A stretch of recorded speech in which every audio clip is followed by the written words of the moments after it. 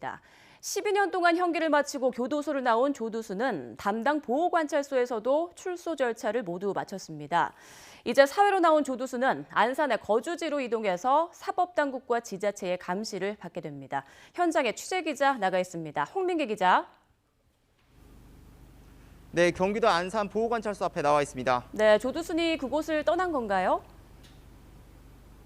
네, 그렇습니다. 조두수는 조금 전인 오전 8시 50분쯤 이곳을 떠나 안산 시내 자택으로 향했습니다. 이곳에 도착한 지 1시간 만에 출소 절차가 모두 끝난 겁니다.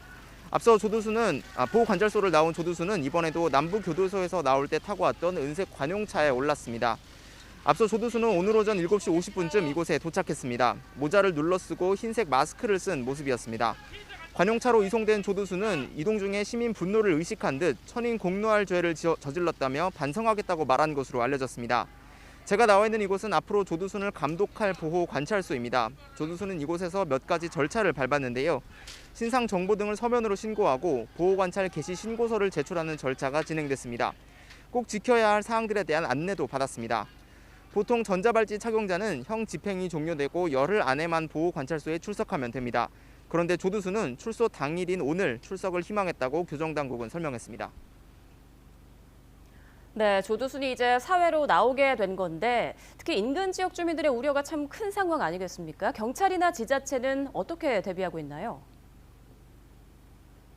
네, 사회로 나온 조두수는 앞으로 7년 동안 전자발찌를 착용하고 사실상 24시간 1대1 감시를 받게 됩니다.